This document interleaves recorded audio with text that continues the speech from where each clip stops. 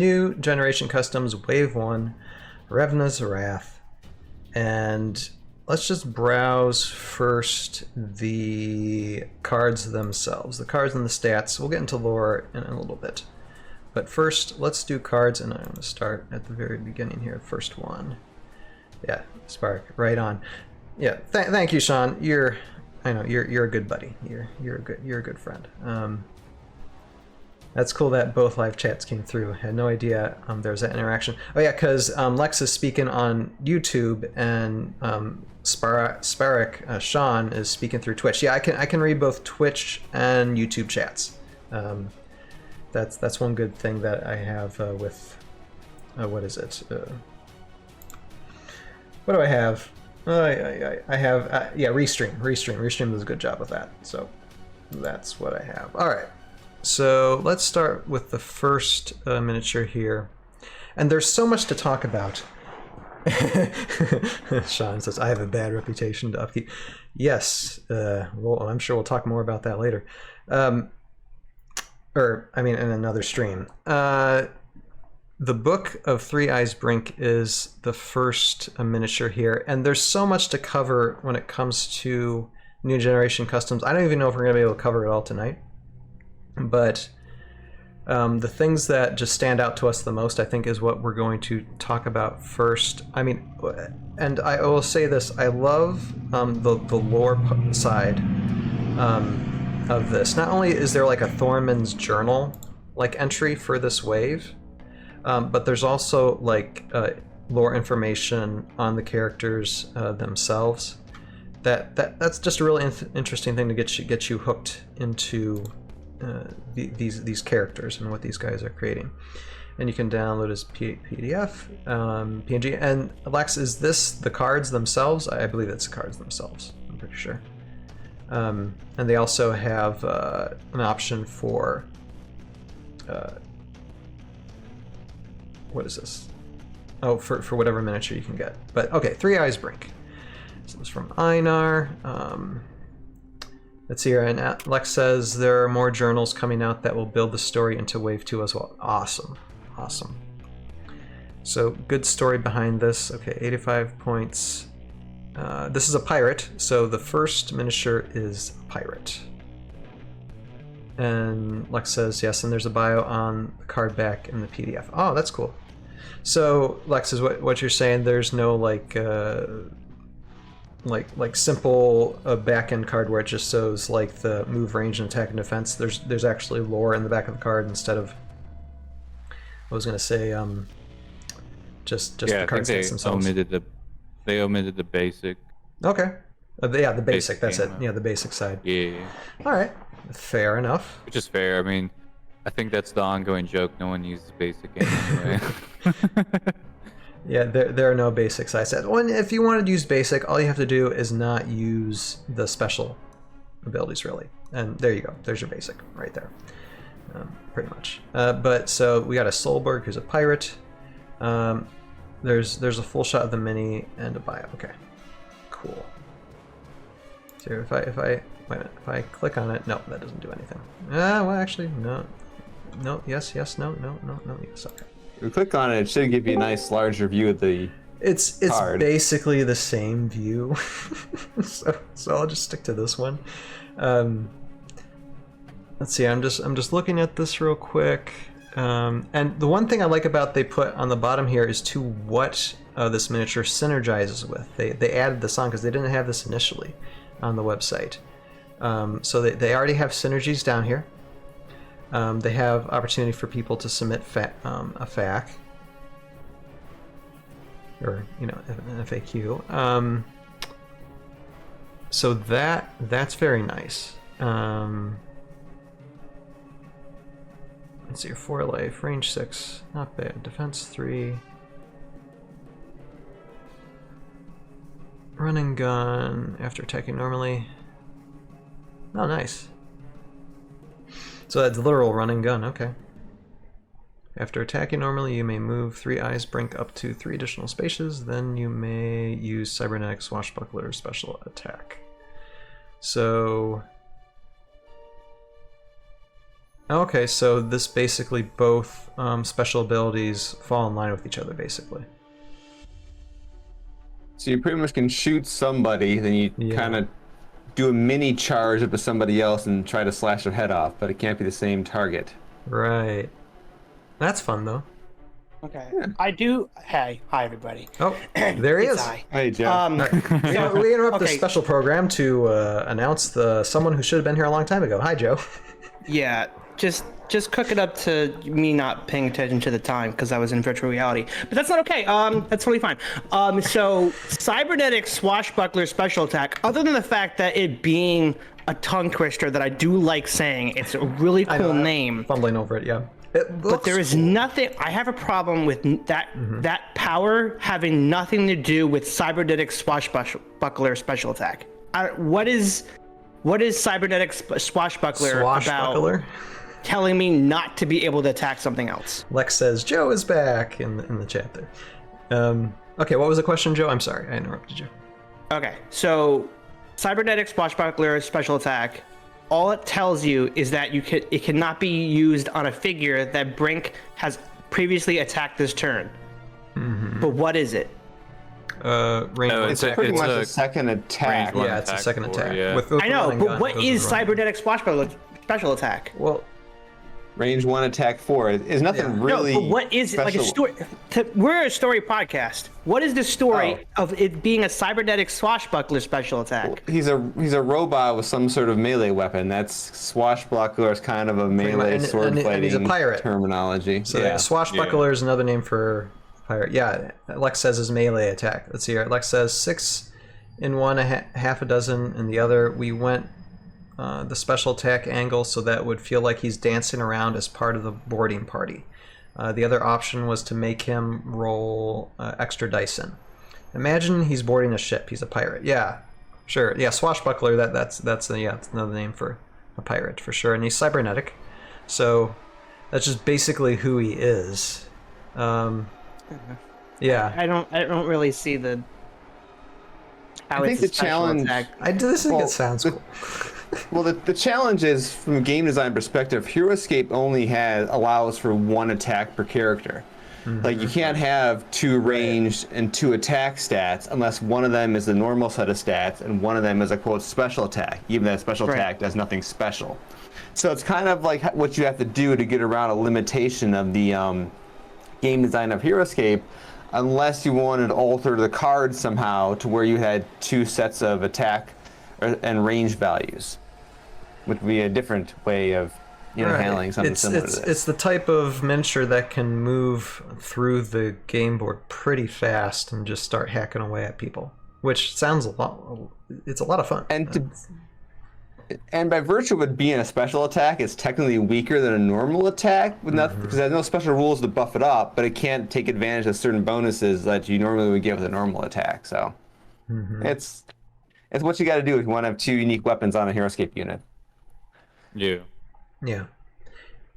Well, I was gonna look up another character that's very similar to that. I feel that has a little bit more story, but I'll get back to that later. Yeah, You and guys so continue. I mean, with 3 Eyes, Brink also can has a range of 6, so you can fire on somebody and then just move towards somebody that you weren't adjacent to originally, and then just hack at them with a possibility. I mean, it's literally using it's the concept of killing 2 birds with 1 stone. Delta. Which Delta Chron. that sounds like Spark is saying kind of like a dual wielding attack ability. Yeah, like fire. Yeah, like instead of wait then fire, you fire and run. So Right, because slash and shoot special attack on Deltacron, which is a VC unit, is a range special attack special. It says choose any figure that is engaged with Deltacron to attack, and then roll 5 attack dice. If Deltacron is not engaged after an attack, you may choose a figure within 4 spaces of Deltacron to attack and roll 3 attack dice. that's So interesting. even with that one, you can kind of feel like, you're slashing something, right? You're doing a melee, and if that melee did enough damage to kill something, then you're allowed to shoot. Where for this, I feel like it's the same exact thing, but Kind just of worded same differently. concept, 2 attacks. Different order. But it's not a pirate. It is not a pirate. But it is a Soulborg. Point taken.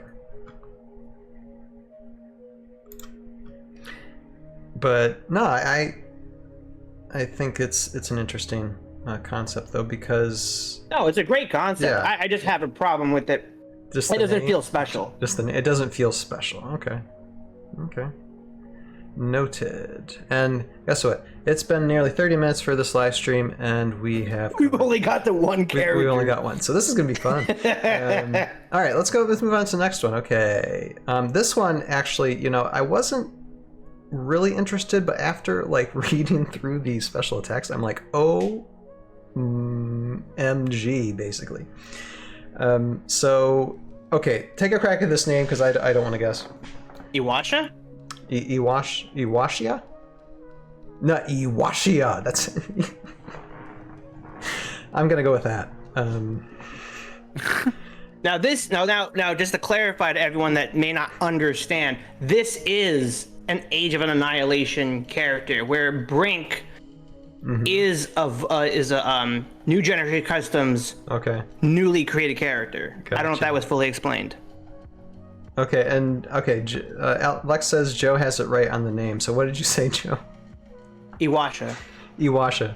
Okay, I like my name better, but Iwashia. Iwashi. You have to pronounce every single vowel in the name. Well, it's wash because we're dealing with water here.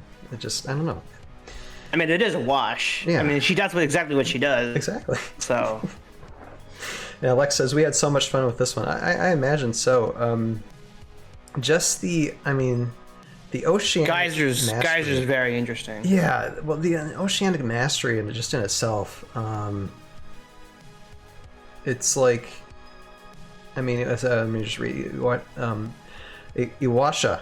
How did you say it? I'm sorry. Oh my goodness, me and names. Iwasha, you had it. Okay, Iwasha does not have. All right, to everyone stop say it repeating. all together now. 3, 2, 1. Iwasha. I didn't hear everybody. No, you didn't hear YouTube anybody. chat. Everyone say it at the same time. 3, 2, 1. Iwasha. Iwasha. Class. The teacher is speaking. All right. Anyway, all right. So, oceanic mastery. Iwashia. Now, did I say it wrong or did I say it right again? You did say it wrong. Okay. You had that I sound in there. I'm just going to say E from now on. E does not have to stop her movement when entering a water space. While E is on a clear water space, she has no visible hit zone and rolls 1 additional attack die and defense die. So basically rules the water. Because there's not many miniatures out there who have much water advantages. The Vipers. Yeah, the Just Vipers are one, yes. And Yeah, actually, if I scroll there down just to... isn't enough out there, and I feel like there should be, because a lot of the competitive maps that we play in nowadays not much doesn't have a lot of water. Yeah. Water is not a primarily used tile. Lex says, I said it, trust me. And so I feel like introducing more water-like characters, especially this one, because she brings more water to the table literally, is an incredible feat.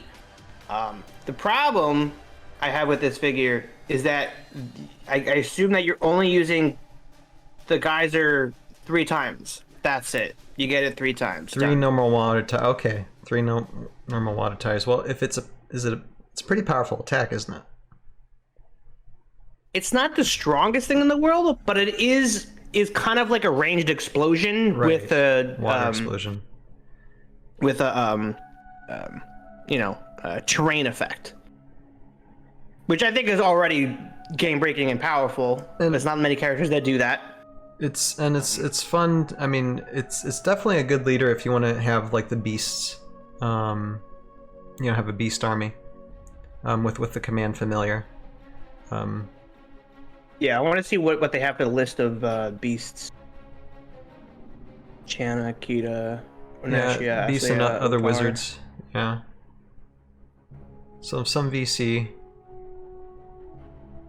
That's the only other out of the out of what we have is classic and VC. Otar's the only one. Yeah, that looks like it's a limited synergy. The only small medium beast. Yeah.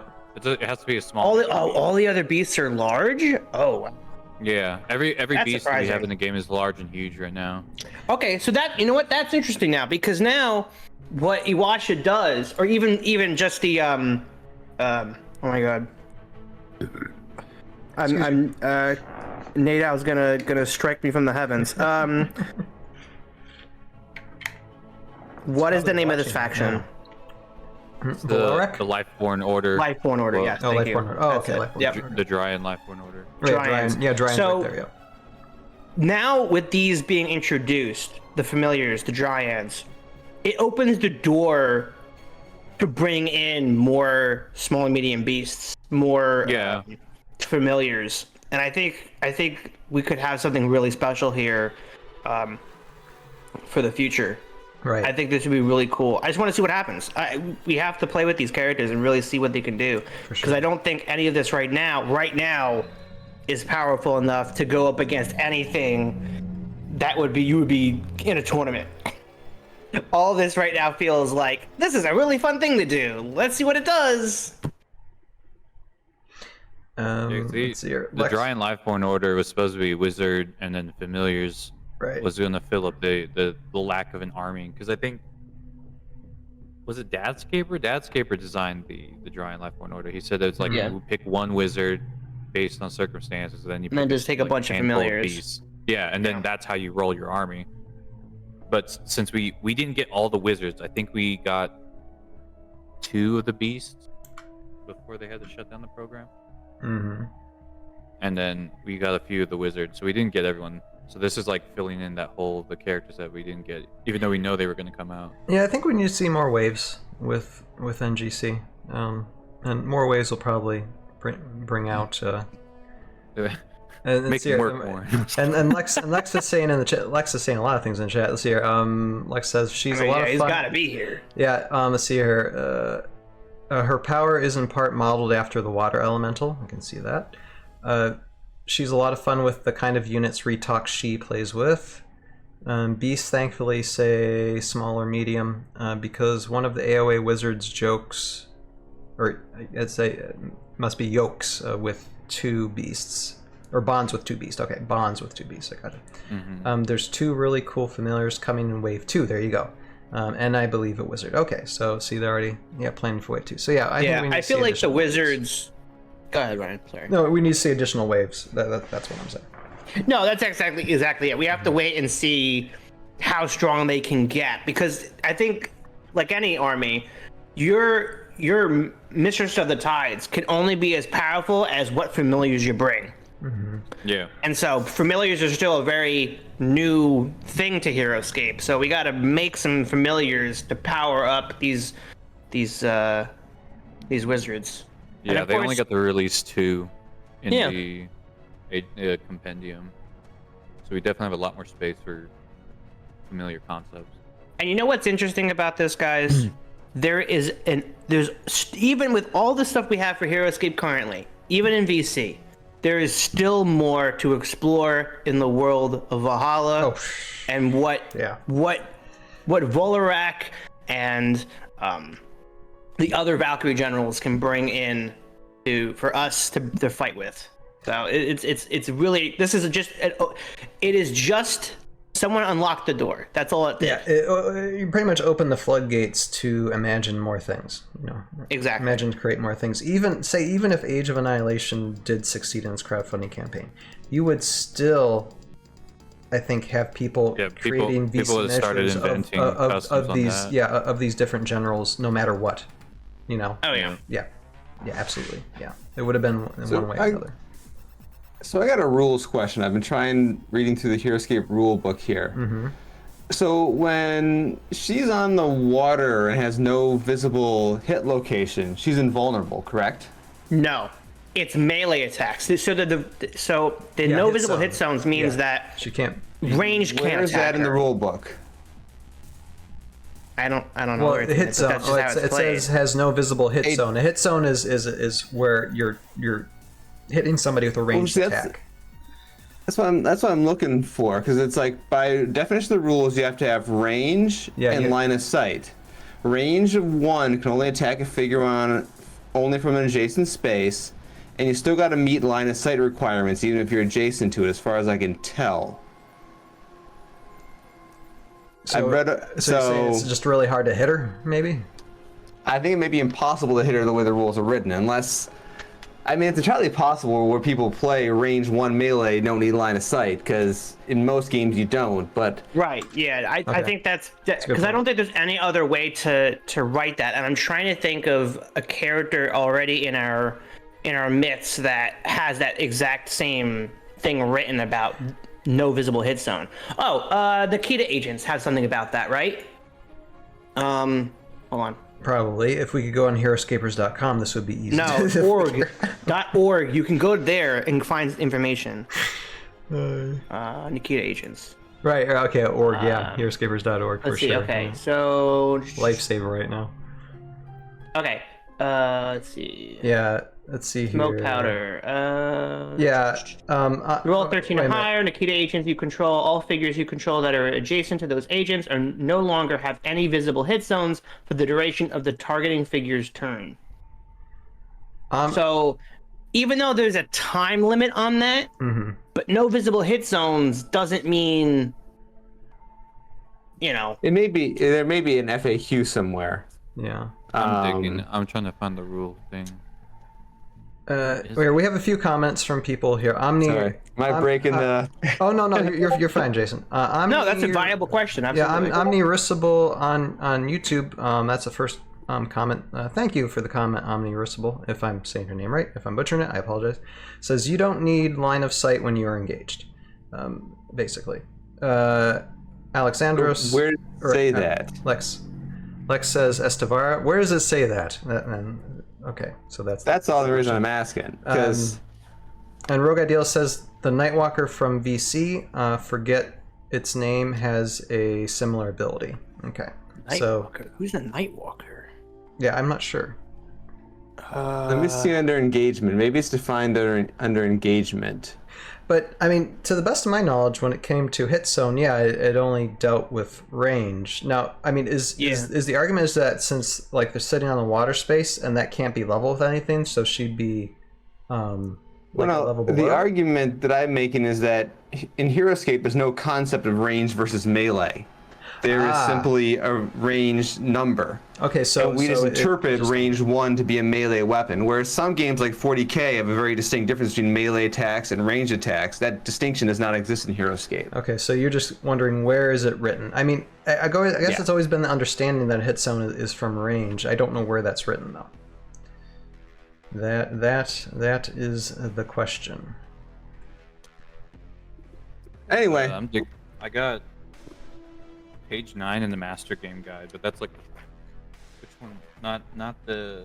Okay, page 9. So that is. Okay. But I'm just literally just switching pages. Oh. Wait 1 second, because Lex is saying that's not true. Range is different from melee because range necessitates hit zones. Yeah, I think Jason understands that. The question he's asking is where is it written for that? Yeah, where's that in the rule book? Yeah, page, FAQ. Yeah. Example 16, eh? Yeah. So at least that's what I don't know if that's range and line of sight. And just for in between, we'll find that ruling. Yeah. For Geyser, all figures within one space of the placed water tile. Does that mean the actual water tile itself? Can you shoot that onto a character? If a character's on that space, are they also hit?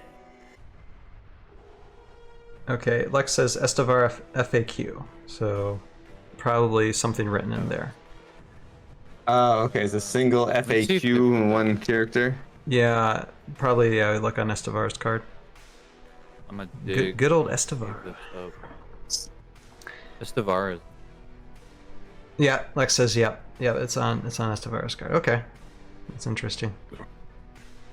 It's a Cloud of Darkness. Yeah.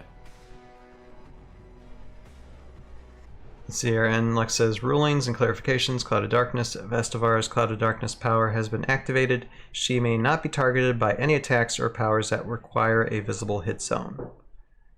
Okay, so yeah, adjacent figures do not require visible hit zones to attack one another. Yep. Okay. Yep, there it is. So shall it be written, so shall it be done. All right,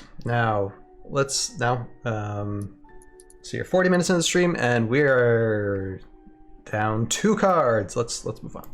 All right, the Book of Takala Titan. I like how they have the Book of. So like all these are books based from Heroscapers.com. That's lovely. Takala Titan. Keep the trend going. Keep the trend going. Takala Titan. Now I saw, and I know I saw Rogue Idealist in the chat there.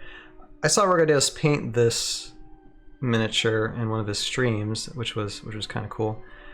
This guy is I think this is the best looking model I've seen in a long time. And it's an insect. It's an insect. That is cool. So Takala Titan. So your trampoline stuff. This is I read through this. This is basically a miniature that just charges through everybody, right? That's basically it. The most you're getting out of that though is at least 3 people. Yeah. Still, big battering ram. That would be fun. That would be a fun thing to do, cinematically or stop motion wise. Though, just have a bowl through a bunch of miniatures. Absolutely. That would be fun. But we're talking about the game itself. So let's see who this. Okay, just a couple of synergies. Yeah, with the spiders, of course, with the predator bonding. Okay, like Amberhive protectors. And hey, I got those guys. So I got spiders and protectors. So this would be a fun one to use probably with the armies. With those armies, yeah. 155 points. What do you think about the points with that though? Is it too high? Do you think? No, that seems about right. If anything, probably no. That sounds about right. Okay. 155 is good. Okay, with 7 life, yeah. Yeah, 4 defense is really tough. I just like it how long strides it just can move through small medium. Let's just okay, I'm just gonna step over you. Going to ignore there's been a couple characters already in VC that have that. Yeah. Breach and I think what the dragon that has it. Not dragon. Karen took.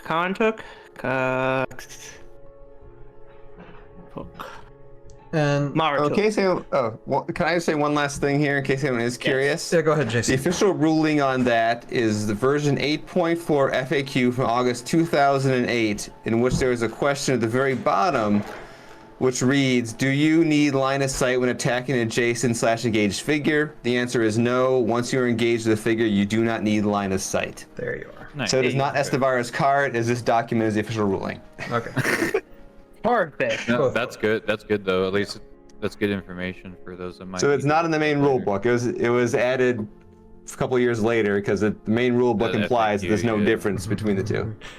Yeah. Okay, that is all. That is resolved. Resolved. And Lex says, but the yes was to Joe's question. You can put a water tile in a space a figure occupies. So that answers your question, Joe. Mm-hmm. Cool. All right, so Takala Titan, big brute. Anything else that you guys can see with this? I like it. It would be fun to have with my insect army because I'm getting myself an insect army for sure. Anything else? It's perfect because it's got an attack for small minion characters, the commons, and then you have have an ability for the big brooding characters to go up against. So yeah, it looks. It's honestly a really solid card. And this is probably definitely my favorite out of the whole group. Right, and obviously there's lore and stuff that we talk about, but it's probably not going to be this stream. Like we'll go through each card, or and stats individually, like we do with Classicscape, and create a playlist from these for sure in the future. But right now we're just browsing, making our initial observations. Okay, Book of Anshu. I'm pretty sure that's how you say it. Anshu. Anshu, the Welkenai. Let's see here, we have, it's Beast, Tricky, 30 points, so it's little low points. It's not 5 points, it's not 10 points, but it is 30 points. We got Stealth Flying. Anything stands out with this one to you guys? The background of the green, I can't tell. It looks like either a jungle gym or or like a pirate ship. I can't tell what's behind Anshu. I just noticed this now. Oh yeah, okay. It looks like a McDonald's playground. Yeah. Yeah, what is that? It's like a sewer pit. I don't know. Okay. It's a sewer. It's supposed to be what is this? What is happening here? So, I mean, you can make arguments whether McDonald's playground is like a sewer pit, but, you know. Yeah, it depends on where you're going. Is that a Chinese? What is this? Open it up. It's like there's a tire, there's a pipe, but a rafter, kind of metal grating in the ceiling, some other pipes hanging down. It's like a bunch of netting. I don't know. Let's see here. Oh, Lex I says bet you it's like a wolf. crafter. I know, wolf. Oh my god. Like an owl enclosure. Like a cage. Maybe. Lex is saying Valoric is a crafter. So arts and crafts scattered all over the place. Oh. Yeah, the background is an industrial maker space, basically. So okay. So Valoric is obviously someone who plays what's the game? Come on, Joe, you play it all the time. What? Siege? Minecraft, thank you. Okay. Oh, yeah. Valoric would be into Minecraft is like a it comes in waves. Mm-hmm. You play for 3 months, you stop for 3 months, and you come back to it in 3 months. So with Future Sight, I guess this is a little bit of strategy with it, and definitely probably take an army in which you have. I mean, there is a lot of synergies with this miniature, so it's definitely one to just put in with your army, to use it to your advantage as best as possible when it comes to order markers and such. So you basically get a one-action defense boost for some of your characters. Mm-hmm. Okay. Yeah. Simple enough. Sure. Now, is Anshu an original NGC, or did Anshu come from AOA? I believe Anshu is AOA. Okay. Yeah. I believe so, yes. They revealed a few names, and then we only got 2 of the cards for them, but there were supposed to be others that were supposed to be released. It is a beast. Yep, it is a beast. So yeah, Yeah. Anything beast and Dryan is going to be a familiar, most likely. Right. Okay. Gotcha. Yeah. I just don't know if this is a figure that would be worth it for your army. I guess it depends on what type of army you're making. Probably specific Dryan Lifeborn stuff. Like if you're working with Dryan specifically. When it comes to order markers, you're gonna have to know what you're doing. It seems like this is a special ability to where it's like you really got to study it and you got to match up your other army miniatures really well with it. Yeah. That's what I think. Yeah, it's very specific. So here, Lex says Anshu gets to shoot Vorno. I don't understand that. Is that an inside joke that I don't know about? No, it's the other. Vorno the Bramble the other familiar. Okay, you're joking. Okay, I got it. I figured it was a pun, Lex. I figured it was a joke. All right, okay. Well, speaking of Vorno, let us move along then to this. Hey, how hideous! Vorno, if I'm saying that right, Vorno the Bramble Tough. Yeah. One more clever little thing, sorry about the previous one. Sure. It's until you reveal a numbered order marker. So if you reveal the X, wait, never mind. No, an unrevealed order marker. I guess so, because if you have something tricky you can do with the X order marker, you can potentially get 2 turns of defense bonus. Because there's some characters that can do something tricky with the X order marker. Anyway, sorry. I'm going back in time. You're only looking at 1 unrevealed order marker. No, but the second part, until the next time you reveal a numbered order marker, because some of the characters in the game can mess with the X, and you reveal the X, it does something. No, yeah. It depends on whether they can go with, this. That's what I'm saying. Like, some of these rules with the miniatures probably could go well together, maybe, possibly. Yeah, some of them. Find out. Yeah. Like I said, it's a lot more strategic type thinking, as long as the game plays They also the could way you be want it. thinking ahead. They know what's coming out three waves down the line. So you gotta have that type of mindset, which is fun for a lot of people. So people try and meet up to that challenge. Anyway, okay, Lex is thank you. Hooked on Phonics worked for me. If anybody who lived in the '90s understands that reference, Verona. If I butcher it, again, I apologize. But let's move along. Okay, the Brambletooth. Let's see. This is another beast. So if this is a beast, is this AOA too? This is AOA. Yeah. Okay. This was Rakshot's familiar. Okay. The miniature that they have in picture is I would say is the most hideous of the bunch, but we're gonna actually get some more hideous things coming up actually that I'm just like, whoa. But this one, let's see, a drag along. So basically, instead of picking someone up, you take a miniature and just drag them along with you, basically. Yeah, I think it's kind of fun. That's a fun one. Yeah, that's kind of fun. They should have like a big zombie to do that type of thing. Because like you could just take someone off of height, which is fun. Right. Let's see your lash out. So wounded. Now this is one miniature I didn't study hard enough, or I didn't look at. Yeah, that's fine. So you could grab somebody that's like 2 levels above you, and then drop them down next to you, and then beat them down without the defense bonus. Then. Yep. That's kind of clever little trick. So your Lex says the thing about familiars, they basically have all have small bonuses for the wizards, right? So they basically, to go with wizards to boost wizards up. Anshu helps protect you from range.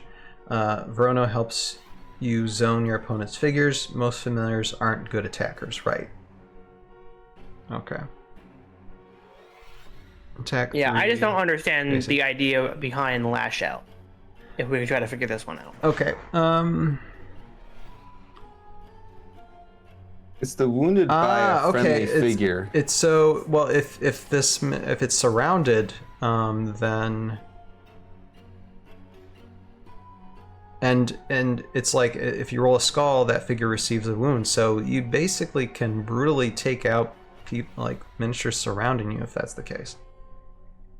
You're right. I'm actually pretty impressed with that. But why would you ever attack your own character?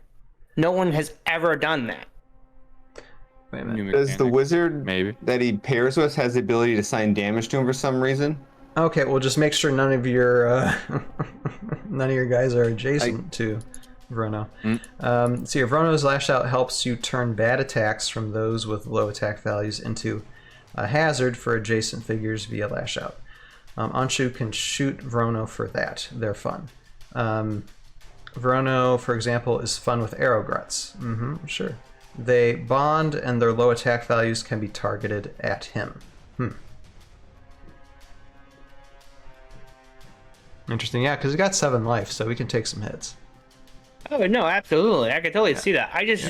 I've never seen a reason to ever this is forcing you to shoot your own character. Which is an interesting I've never strategy. seen that before. I just don't understand why. I think it's just them trying to think outside the box, probably. Correct me if I'm wrong, Lex. Because for me, I would take Deathwalker 9000, use Explosion, blast people, and then accidentally, quote unquote, get Bramblebath only to lash out even more. That's the only way I could see that being most beneficial. Lex says it's an unblockable attack die. Yeah, and that's what I thought too when I read the Lash Out stuff, Lex. So that is a nice thing. But let's see here. Yeah, wounded by a friendly figure. So basically, you can take Vrono and.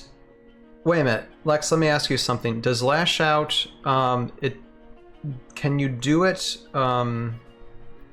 you can do it even if Vrono doesn't have an order marker on him, right? Yeah, it's literally, yeah. Yeah, there you go. Okay. That is fun. I think that is fun. Like if he's got 7 life, you put him in the middle of an army, and then you just start wounding him, giving him a wound or 2, and you're basically taking out the army with Verona just right there in the middle of it, just ticking him off with wounds. Yeah, Lex says correct. Yep. It happens no matter whose turn it. That is, I think that's actually really cool. Verona, for example, kills things like Sentinels of Jandar, or Yandar, for those Fennec people out there, and DW9K easily. Deathmark. Yeah, I can see the potential and how fun this could be. I don't know, Joe, if your mind's changed, but I mean, I like it. I get it. It's too new of an idea for me to wrap my head around it yet. Because I know you can attack your own characters, but no figure has ever said, "Hey, shoot me." It's never been a good you. strategy, but this one is kind of breaking new ground with this. So that's kind of cool. No, that's fun. All right, we're an hour into this, and we are a little more than halfway through. Oh my god! Why do you care about time so much? You're worried about your editing, aren't you? A little bit. Well, I mean, it's not going to be edited. This is just going to be one lump thing, basically. Because I think tonight we're just going through the cards. Yeah, I think so. But no, I mean, it's fun going. Like I said, we will get a lot more in depth with these miniatures in future podcasts too, because I want to explore these individually. I want to explore the lore, who they synergize with, to give everybody a good idea how to use them for their armies. But I do want to get to the next one, because these are the ones I'm most excited about. So you have to indulge me this. But anything else you guys want to say about Verona before I move on? I'll give you guys that opportunity. Nope. Jeremy, Let's get back. Let's get to Revna. Rev those engines. Okay, here we go. Oathbound Phalanx, and I don't know how. First off, I'm going to say, aesthetically, I don't know how they were able to make miniatures that were more horrifying than what AOA had, but they accomplished it. These, I mean, they're just... I'm just looking at it, it creeps me out. This is actually more terrifying. Yeah, it absolutely creeps me out. Oh, I want these things. So, and obviously Oathbound Phalanx, with Oathbound Legionnaires, they go together. Let's see here. Lex says, if I'm talking too much, holler at me. But these were really tricky. We went through a lot of internal discussion, divisions to make this work. This and Verona are definitely units you want to try out first. Excited for y'all to get your kit. Yeah, Lex. If these are coming with the kit, oh my gosh. This is definitely a challenge. But I mean, these guys like Oathbound Phalanx. Okay, tactical formation. I love. I can't wait to use these things. I meant revisions. Okay, sorry. Okay. Discussion to make this work. Yeah, of course. I know, and I know you guys have gone through a lot of thought and process in such a short amount of time. So it wouldn't surprise me if you guys make tweaks on things in the future either. Just because everything has come out quickly. So that's completely understandable. And Lex, you're fine to comment as often as you want, sir. You are okay. All right, tactical formation. Oathbound Phalanx does not start the game on the battlefield. It must be formed on the battlefield by Oathbound Legionnaires. This is the fun thing.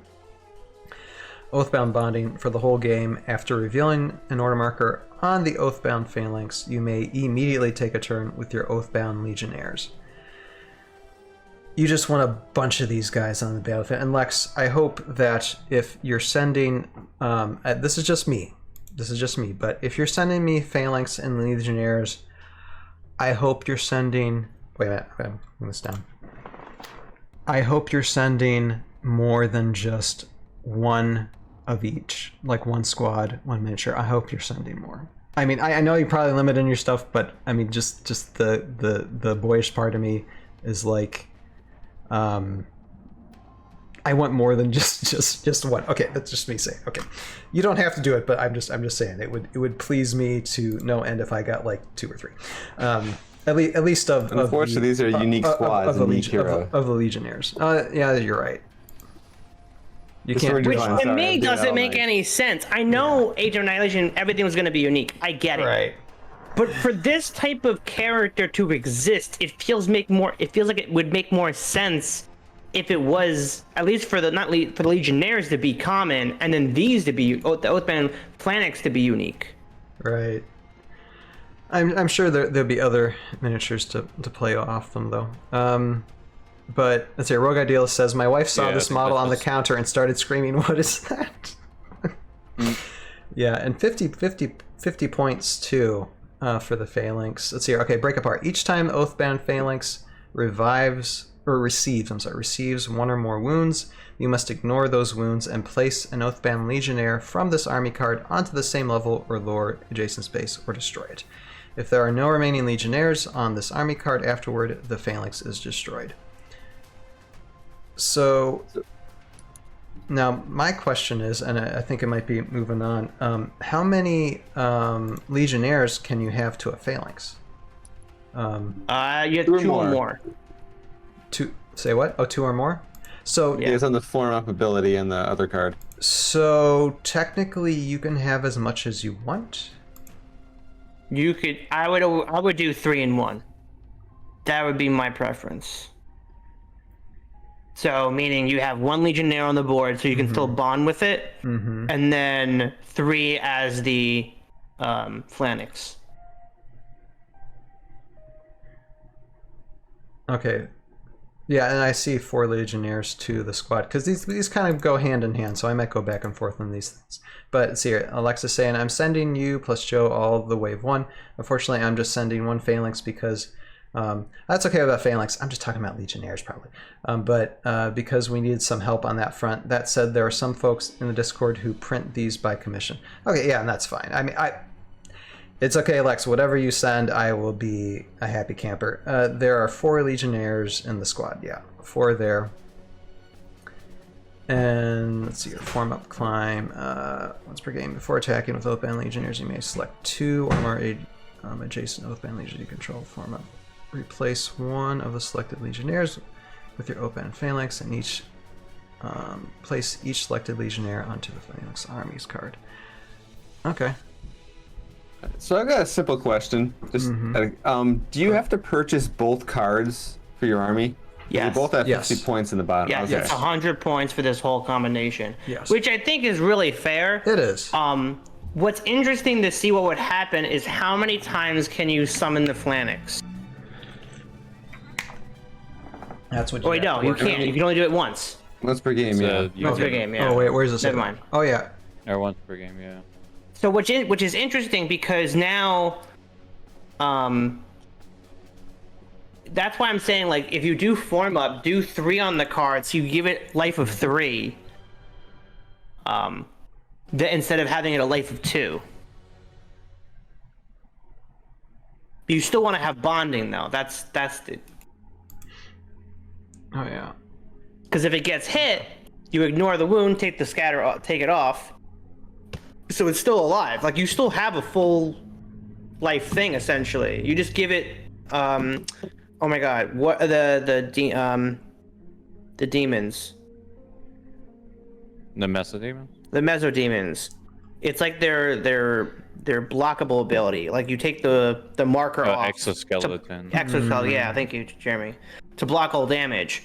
So you want to give it at least 2 on there, or at least I should say at least 3 on there, to give it essentially a life of 4. That would make more sense. Here's what they synergize with currently. Okay, Marcus Decimus. Okay, oh that's right. Yeah, so they'd be fun to play with. Yeah, the Roman miniatures. Yeah. Yeah, that's right. Yeah, and Ataraxis too. And I got myself an Ataraxis miniature that I need to base, but she's pretty much ready on my end, so that's gonna be fun. Yeah, I I liked these when they were announced in AOA, and I like what NGC is doing with these guys here. Yeah, I'm just initial observation. Oh, and I don't know if you guys noticed this, but to me the numbers are not adding up. When it comes to how many eyes are on the Phalanx, opposed to how many figures are on each Legionnaire. See, I'm trying to do my best. I'm counting 20 eyes on the Phalanx, right? And then there's only 12 combined for the whole Legionnaires. That's what I'm saying. It's like mutation. How many can? Yeah, they mutate into a big ball. I don't know. Yeah, it's creepy that way. Bug science. Because I'm sure they'll all be like, Joe, we just physically couldn't do 12 into a ball because it doesn't. 12 doesn't make a lot of sense. We had to do more. But I don't even think like the original models too. If you look at the original, they had for the Phalanx. I actually had to go look that up. Yeah, it looks like it's a lot more too. I think that's I conceptually. think the original model only had 4 bugs, individual bugs, and it had the giant. No, it was still grouping for each Legionnaire. Was it? It was still grouping. Okay. Yeah, these are definitely the ones I look forward to the most. Like 1, 2, 3. Need my bugs. Now, I got a question. Oh no, there's a lot more. Because these aren't insects, they're Scourdier. What? Scourdiers, yeah. Yeah, what is that? I'm just curious about the lore part. It's a brand new species. The bugs in Arboreus are called Scourdiers. You know Queen Maledrix, our favorite, Ryan? Yeah. Scourdier. Yeah, she's a Scourdier. So just think of, instead of saying xenomorph, it's Scourdier. We have xenomorphs in Heroscape now. Congratulations, everybody. Round of applause. Okay. Because the Warbrood, those are facehuggers, so. Yeah. Lex says they're part of AOA lore. Okay. Gotcha. That's just so much to take in. That's awesome. Let's see here. Lex says, here, I'm just catching up with the chat here. The real answer, Legionnaires and Phalanx are all made out of one free model. There you go. Here's a free model, and we're going with that right now. Okay. And Kayutsuki, hello Kayutsuki, says, I appreciate it. Log in and download the free model, that's no good. Let's see here. Kaitsuki says, already printed them all, just have to assemble. Cool. Let's see here. Yo, can you believe I'm on the Hasbro Pulse see here. AOA Lex says, thing? I'm surprised you didn't look at the card back just to see the zoomed in bug ball.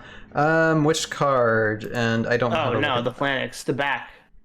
Okay, Phalanx. You can let's see here. Yeah, the PDF. You download the PDF. I don't know if Ryan can do that.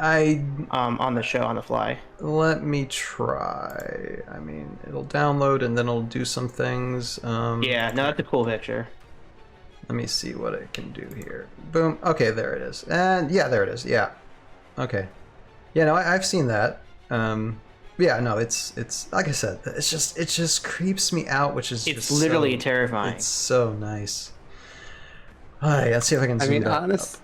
No, I can't zoom it up. It's like, compared to these things here, the original guys from Age of Annihilation almost look like cute, cuddly plush toys of insects. Well, you know what? They're just a ball of teeth. They're just like little. They have little like chompers. The legs. They don't really look that terrifying.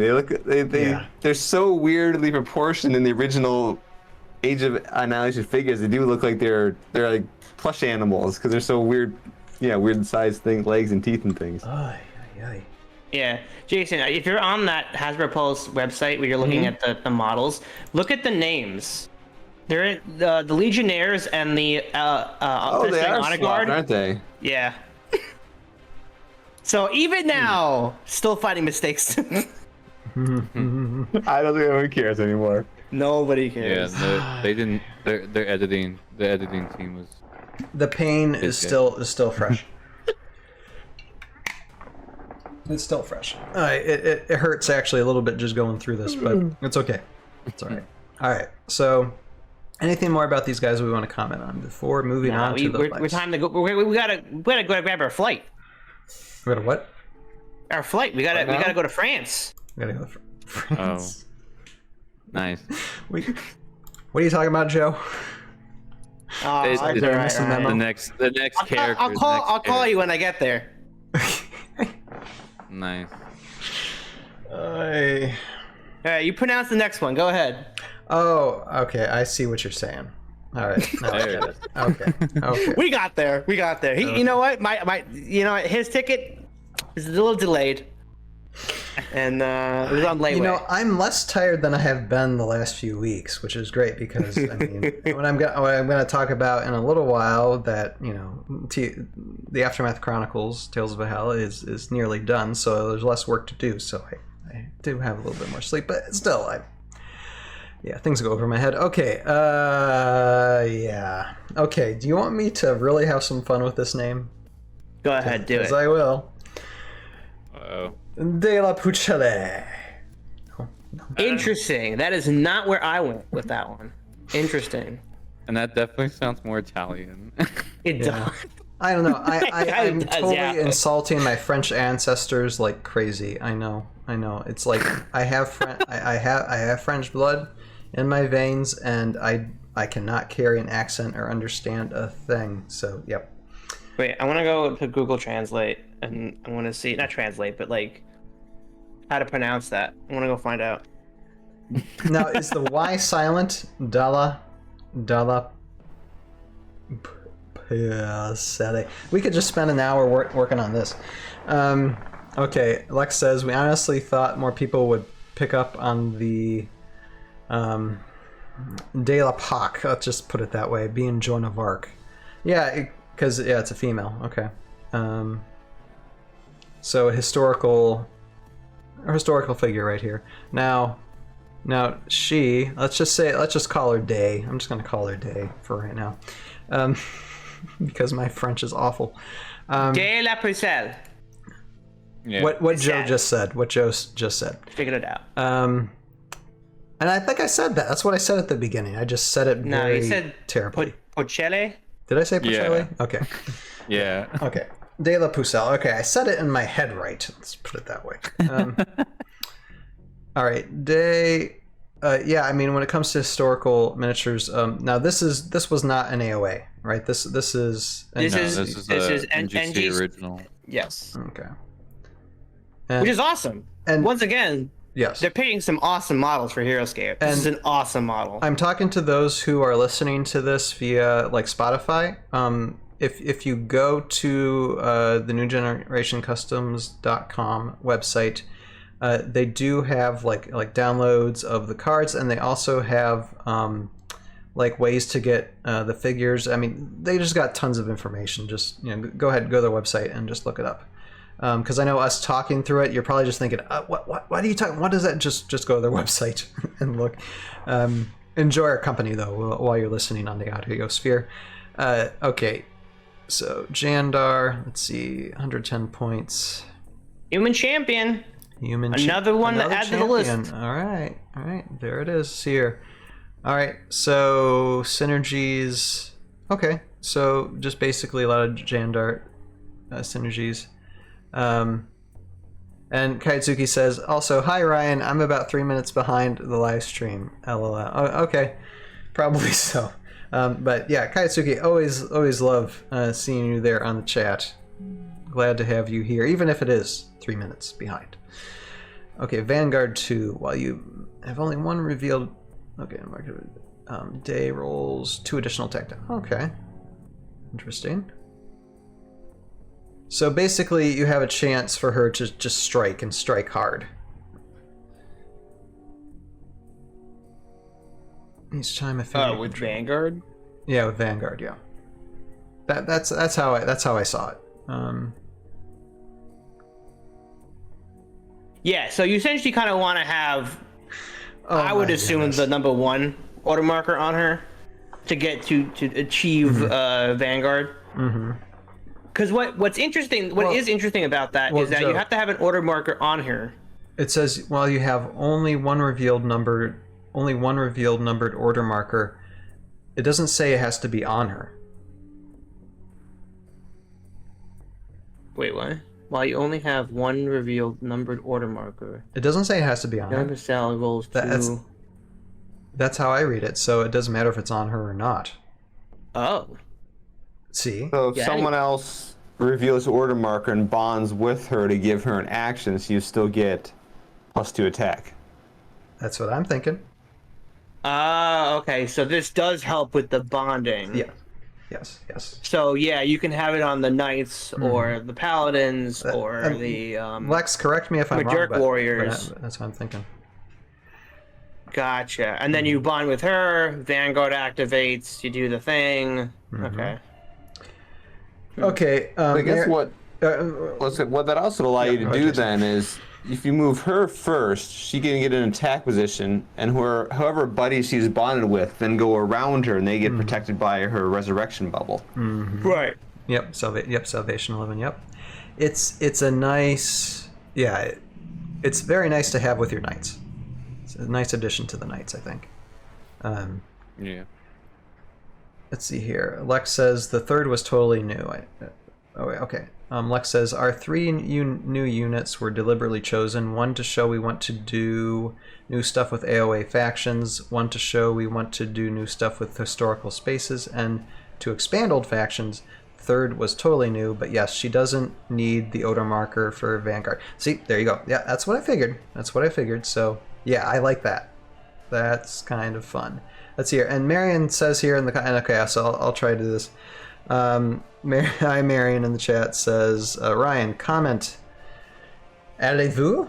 Is that how you say it? Allez-vous? Okay. There, okay. How do you spell that? There's some French for you.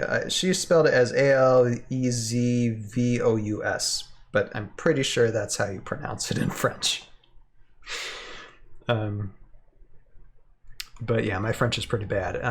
My Spanish is definitely 100 times better than my French. Let's see here. I'm just looking at the chat real quick. Okay, yeah, we're caught up. All right, so yeah, Day, I think, yeah, it's a fun addition. Has Rogadil says, pardon my French. Yes, please pardon my French. Actually, there should be no French. Don't I have a rule that there's no French on the podcast? That is a rule, right? I think Austin Tabletop Bro kind of knows that, or I think I tell him only one French for podcast. I think sometimes something like that. Maybe possibly. Okay. I'm just looking at. Okay, Sixth Life. Sixth Life isn't bad. Well, I'm sorry. What did you say, Jeremy? No, I just got what you were saying. Not actual French. Okay. Yeah. Yes, I'm trying to be comedy, but you know. Lex says France expert. So we're talking about France now, apparently on this. So France expert here. La means a name solved. Okay, gotcha. Okay, yeah. I'm gonna have to look in a dictionary when this podcast is done and look this character up, so I know. Okay, this is in French. What does it mean in English? We got French. We got French and Spanish going on in the chat here. Anyway, where was I at? I'm totally lost now. All right. Any other thoughts about Day? Nah, she's awesome. Yeah, I think so too. I think, and overall, these waves, when it comes to Revna's Wrath, it's a really nice start. There might be things you guys might have to tweak, but I think these miniatures is a really nice start for what you guys have in mind. And not only when it comes to this wave, not only are they releasing like miniatures and cards and such, there's also a map, there's also scenarios, and I think, Joe, you've talked a little bit about those, right? Yeah. Do you want to elaborate on what you went through? I don't know if we want to read through those all tonight, but anything that stood out to you? I didn't read through the every scenario and what they do, but they're legit, like as if you got Heroscape and wanted to play a scenario, if you really enjoyed that kind of stuff, they are there. It's really cool. And it shows you how to play with the miniatures you have too with this wave. Exactly. Okay. No, that's really nice. They put it like Lex and the others, who are doing this with NGC. You guys have put a lot of time and effort, and I'm just clapping for you guys a second. Just great job with just the effort that you put into try and do the best job that you could do with this. So yeah, hats off to you guys for that. Let's see here. Lex says, I have to defend myself against Joe here. He's wrong about how obstacles go on maps. Okay. Oh, this is from your last. I think I listened to a little bit of that. Yeah. The order is wrong. I get it. I get what you're going with, because that's honestly like when you do build a map, okay, you do put your ruins and trees last. I get that. I build maps all the time. I get it. But in Virtual Escape, that's not how you put things on the map. There's no gravity in Virtual Escape, okay? It's like you're playing with Minecraft, okay? You're putting stuff, tiles wherever you want, and they just stay in visible space. They stay lifting up in the air. So if you put it on layer 5, trees and ruins, they'd be floating in the midair. But once again, in real life, there is gravity. I'll have to read through those scenarios sometime in the future.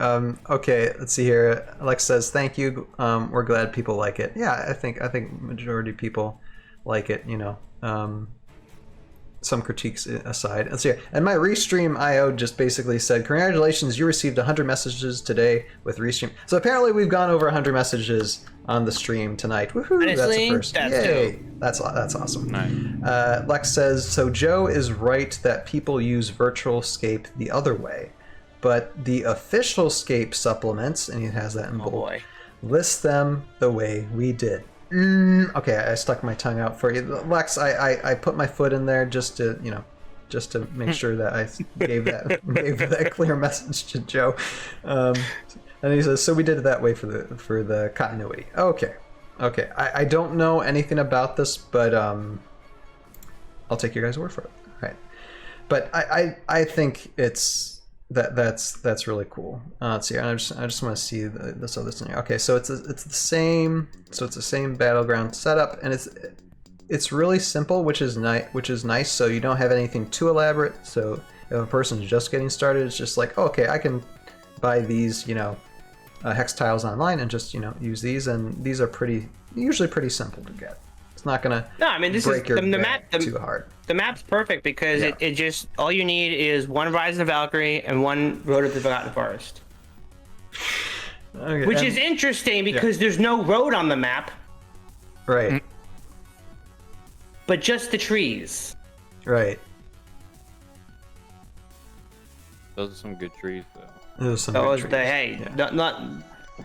trees are the best trees. Those, and I had to wash these things, and I say that because my infant son would take them and be like, nah, and they were basically indestructible, like the Morrow Hive.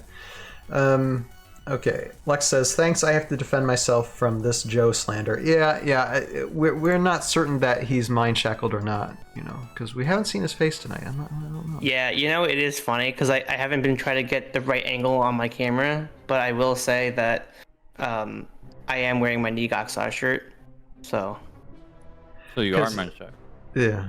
Well, no, just, I'm like tapping in today. Like, I just...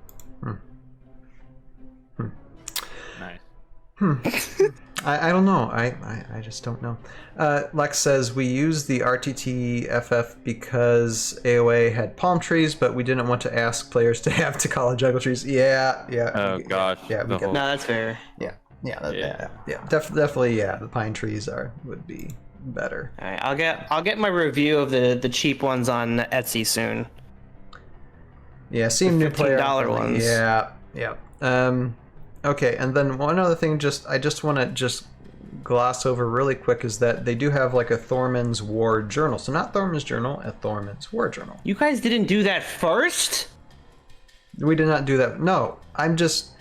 We'll read into this like with our other Thorman's Journal segments in depth in the future. Right now, we're just browsing through it. No, we started with... So what you're telling me is that we're leaving this on a cliffhanger? We have to wait through at least 5 to 6 more months to get through all the Thorman journals we already haven't read yet to get to this one. That's what you're telling me, Ryan. Yes. God. And since we're going on a summer break, it'll be probably longer. You know what? And I will say this, Joe. You were late. Okay. I already have to wait for episodes 8, 9, and 10, okay? It's been months. Oh, not for long. And now you want me to wait 6 for months. the war journal. This is ridiculous. Well, I mean, we're going to browse outraged. through it. We're going to browse through it and say what, we like about it. Browse through it. Okay, Lex. What is this? What is this? Coles? What do you mean browse? We're perusing. We're just glancing. We're just seeing what stands out the most because we don't have a lot of time. Or I'm trying to keep to a shorter stream tonight since it's just basically one big huge topic. But y'all are having fun, right? Okay. Lex says. Someone actually tried to trump us on the Thorman's War Journal. They claimed we had a plot hole. Was hoping to see if y'all had the same objection. Well, we'll go through it. Let's see here. A nice Rogadil says a nice preview. We're just moseying through this. That's how I'm feeling right now. I'm getting off the high of actually finishing 10 years worth of work. So I'm pretty good right now. So I'm just like, yeah, let's just, just whatever feels good, man. I'm gonna. He had his ginseng tea tonight, didn't he? Actually, I am out of energy drinks right now. I haven't had energy like my energy kick for like a week because I ran out and it hasn't gotten in the mail yet. So I should be really grumpy right now, but I'm not. It's that natural high of actually accomplishing something pretty darn great. I was about to say the other fair. D word, but I don't want to use my French on just that simple swear word. Okay, Thorman War Journal 74. Let's see. Let's just take a look through this.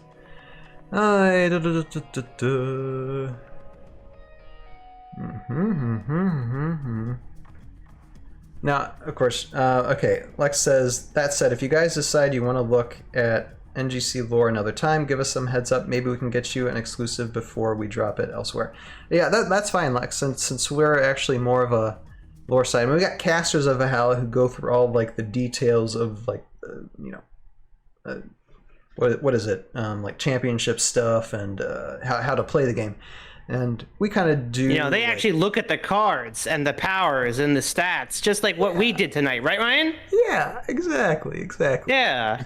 Because I thought this podcast would go totally a different way. Oh, well, I mean, if you were early, maybe it would have, I mean, we just like to argue about things. You're not wrong with that, honestly. This is what happens when I have full helm control. We go off the rails. Oh my Ugar. I miss you, Joe. I miss you. Okay.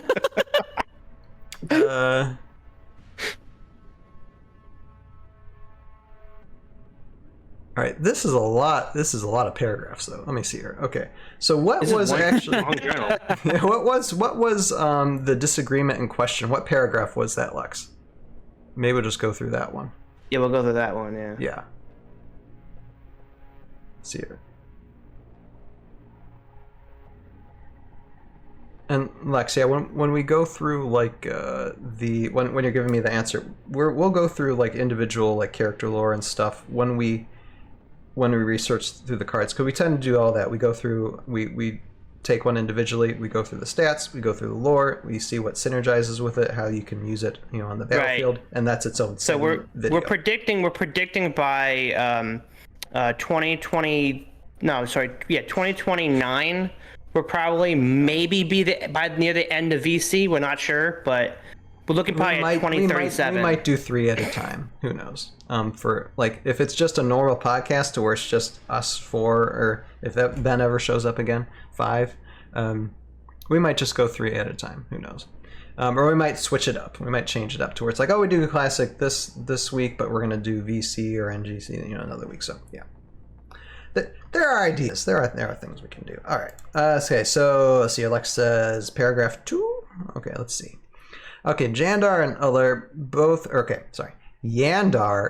Uller both speculated that the power of the wellsprings that grants visions of the future could perhaps be harnessed to send messages to fellow Valkyrie in the past. Oh, okay. I see. I think I see it right away. But neither could point to any evidence that such an idea may ever be practical. They debated and pondered about it for some time, and only when they had exhausted themselves contemplating the magic of the wellsprings and how they might be used for communication did the Archkyrie Vidar, silent throughout the meeting up until then, lean forward in his chair and speak. You waste your time with it. Actually, I'm not going to read this. Jeremy, you read this, because guess who is the voice of Vidar? That is Sir Jeremy right there. So you go ahead and read that quote. I gotta think of how it's been so long. Oh, just wait till you hear how you sound, how your character sounds. I altered it a little. I mean, you can still hear you, but, I tried to make him kind of a mechanical type, general. Nice. Yeah. Love it. All right. You waste your time with this line of thought. The wellsprings grant us many things, but do not mistakenly assume that we have any real command over them. I see the paths of the future more clearly than you, and I see no path in which the wellsprings give without taking more. Before relying on their power, we must first consider other alternatives. Okay. So, it's my guess that, okay, Lex says, we have a reason, but the objection was, why didn't they just use Inar's mirrors? Okay. Which was a nice catch. Love how serious people get about the lore. Oh yeah. I've had a few comments when it just comes to like Tales of Valhalla, and I'm just like, hey, this isn't canon. This is just me having fun. Okay, Jeremy, do you want to explain the mirrors?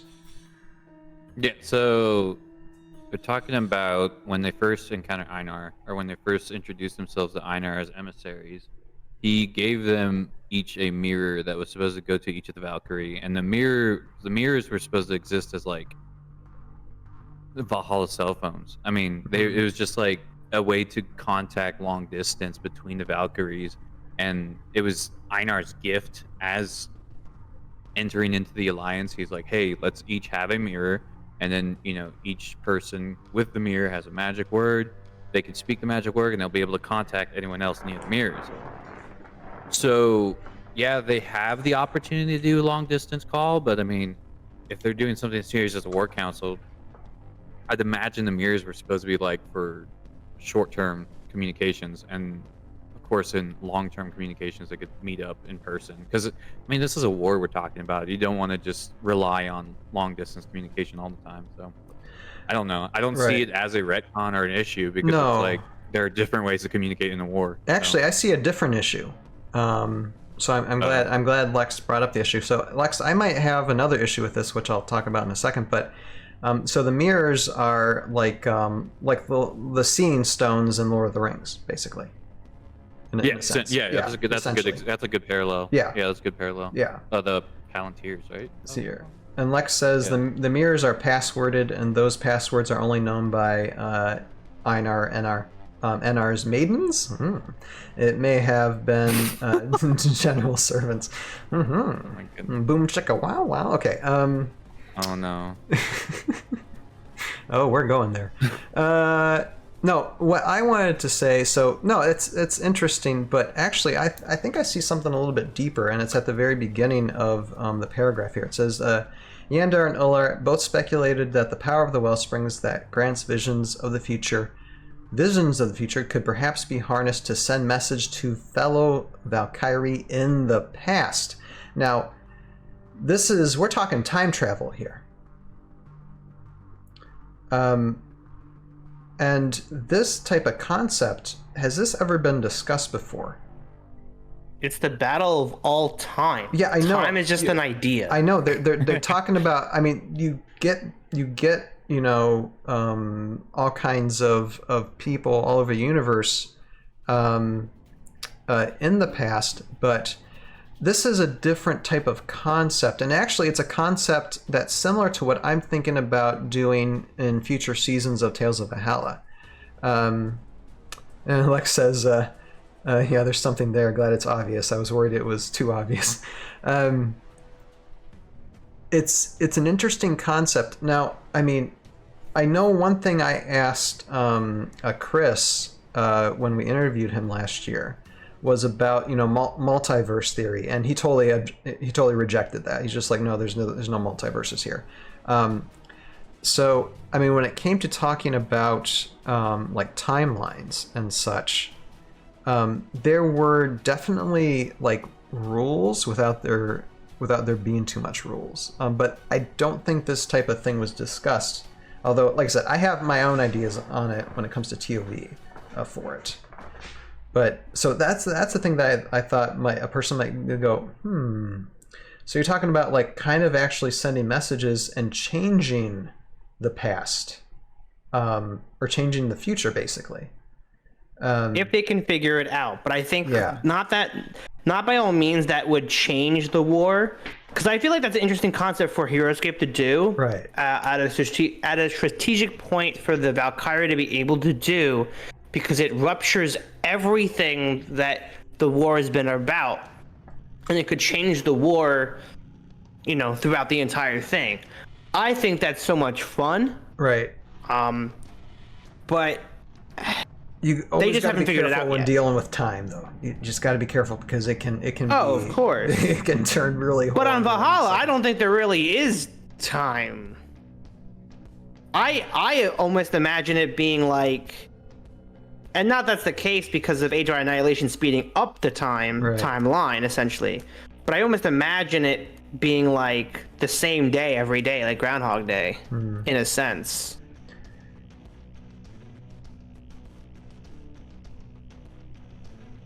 Let's see here. Go ahead. The temporal things it's never really been codified, I guess you could say, in terms of like what they were allowed to manipulate. But yeah, we do know they have they've already been able to peer into the pasts of other planets, so peering into their own past doesn't seem too impossible. It's just there was never any mention of it before, so I could see it, as a speculation. That totally makes sense. They're trying to figure out ways to manipulate the wellsprings in their favor. Yeah. Is there anything in the lore that allows the wellsprings to open a portal to Valhalla itself? Has that ever happened in any way, shape, or form? Because if you allow that, you can start allowing some really story-breaking things. Like you could open a portal to like Utgar's throne room, pull him out of there, and just kill him, and story over. Yeah, no, they haven't done any like localized summons. I think the only thing that ever really changed in terms of like, aside from the Valkyrie becoming more powerful by drinking the wellsprings, there was the Sujoa, the giant bug, used to not be a giant bug. It got altered by wellspring stuff. So, but that's all we've gotten so far, like as far as localized events. And then of course, like, what was it? Some of them could heal down in the south, and then there was the one with the hive that was trying to take it over, that kind of stuff. The different rules they have with those. But yeah, nothing where they like could create a portal within their home world yet. I don't know if someone wants to do that, Lex has a couple of chats here. It says Vidar also low-key drops that he sees the future and there isn't much objection. And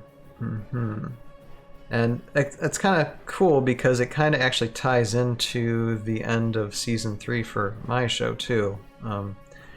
When a certain general is revealed, although it's kind of obvious now who that is.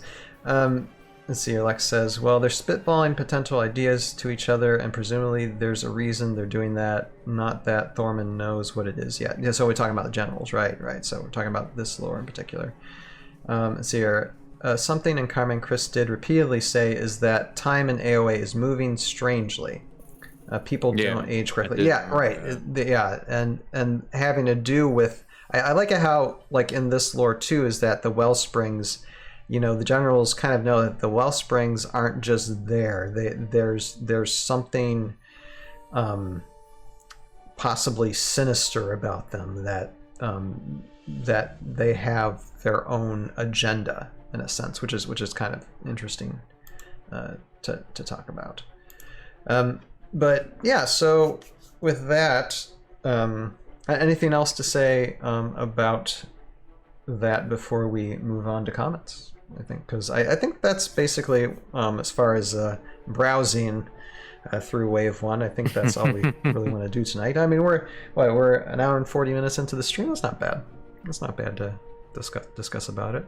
I mean, overall, I think it's a great concept. I think it's a great start for these guys, and I look forward to see what they got in the future for sure.